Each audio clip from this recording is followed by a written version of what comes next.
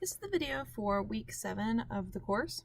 So the very first thing we're going to do this week is we're going to look just a little bit more of the idea of sampling.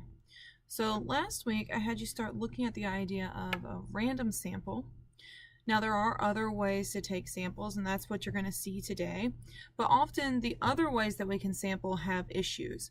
And so the very first worksheet that you're going to do today from the workbook is just going to look at some of the other types of samplings that there are, and then hopefully you'll see sometimes those types of samples come with problems. So for what we do in the remainder of the course after this worksheet, we are going to assume that we have simple random samples, and that's because random samples allow us to have, or rather apply, certain statistical properties, and we're going to see that certain things happen. So in particular today, what we're going to start out with is looking at what we call the sampling distributions, and this is one of those theoretical properties that we're going to start out with.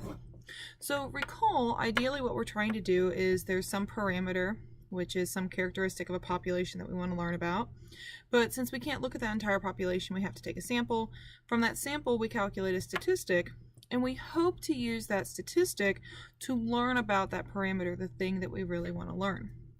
Now, one thing to note is there are actually lots and lots of different types of statistics.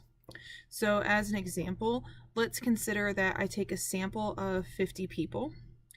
Well, depending on what I want to learn, there's many things I could calculate from that sample. So for example, one statistic could be their average weight. One statistic could be the percentage of them that are female.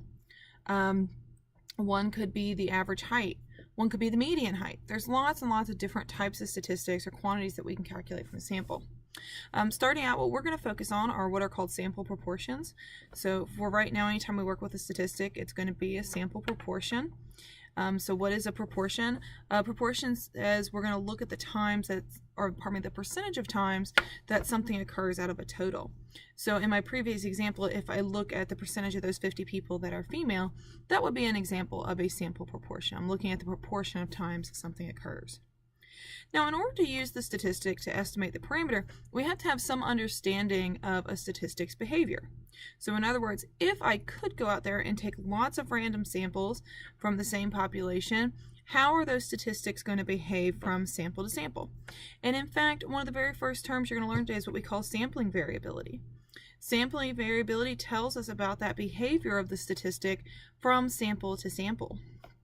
And one way that we can visualize that sampling variability is if we had lots of statistics taken from many random samples, if we could plot them. So one example, again, could be, let's say I'm interested in the proportion of people that are female, and this time, let's say my population is everyone that lives in the United States. So I go out, I collect one sample of 50 people, and from that sample I find that 49% of them are female. And then let's say I go back and I take a second random sample, but this time I find that 51% of them are female. That change in the statistic from sample to sample, that's what we call sampling variability. And say I continue that 100 times. So now I had 100 samples, each of them have 50 people in them. I calculate the percentage that are females, so now I have 100 statistics. If I plotted all 100 of those statistics and I put them, let's say, in a histogram, which you saw how to do in Module 1, if I make that plot is what we call a sampling distribution. So the second worksheet you're going to work on today is going to be looking at a sampling distribution. And what you're going to find is, as long as we have random samples, sampling distributions have some really neat properties. One of them is that sampling distributions are kind of bell-shaped, and they tend to peak close to the value of the parameter. And so you're going to actually do that today. You're going to take a bunch of different random samples, you're going to plot those statistics, and hopefully you're going to see that it peaks very close to, if not directly on, the parameter, and it's going to have an approximate bell shape. So that's going to be the second worksheet from today. The other worksheets you're going to do are going to again, look at the sampling distribution. They're going to explore further how to use that sampling distribution to estimate the parameters, or pardon me, the parameter, and the different properties that these sampling distributions have. So we're going to do a lot of work today with the sampling distribution. Now, I was going to go ahead and give you guys another opportunity for bonus points in this video. So what I'd like you to do is at this point, pause this video, go ahead and complete that worksheet on random sample, or probably not random samples, but on the different types of sampling other than random sampling, and complete that first worksheet on simulating the sampling distribution. And then come back here, and the bonus points are going to be a continuation of that simulating sampling distribution worksheet. All right, so hopefully by now you have completed the simulating sampling distribution worksheet.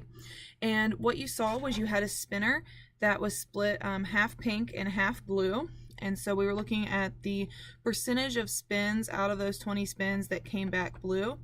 And so we knew, this is a special case, we knew the parameter was 50%. And hopefully what you found was once you plotted a whole bunch of those statistics taken from many random samples, that you got a histogram that was bell-shaped and it peaked very close to 50%. Now, what I'd like to show you for the bonus points is the parameter doesn't have to be 50% for this to work. So what I'd like you to do, and we'll do this for 4 bonus points on the next exam, I'd actually like you to repeat this exercise. But this time, instead of having the spinner split into 2 portions, I'd like you to split it into 4. And so when you do that, and you look at the spinner, we're still going to look at the percentage of times the spinner lands on blue, but notice now there are 4 sections to the spinner. So now the true value of the parameter is 25%. And so I'd like you to go through and repeat the exercise again. So again, you're going to take samples of size 20. You're going to take 30 samples of size 20. So that's going to give you 30 statistics. And I'd like you to plot those statistics and email me the histogram that you get. And what you're going to find is, now the parameter is 25%. You should still have a bell shape on your histogram, but now it's going to peak above 25. So if you really stop and think about this is pretty neat. You didn't actually use the value of that parameter in any of the calculations for the statistics. All you did was take a bunch of random samples and you plotted them, and when you plotted them, that shape was bell-shaped and peaked above the parameter. What this tells us in cases where we don't know what the value of the parameter is, and remember generally we don't, the sampling distribution gives us a way to estimate the parameter.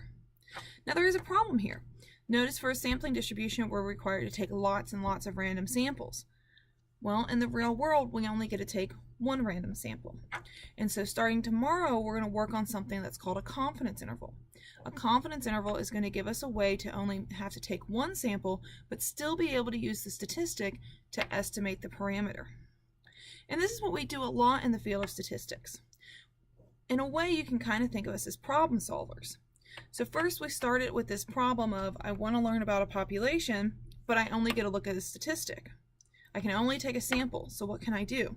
So the very first thing we learned today was we said, okay, well what if we took lots of samples and we see what those statistics look like, and we built a sampling distribution. So that sampling distribution is our first way to solve the problem of not being able to look at the whole population.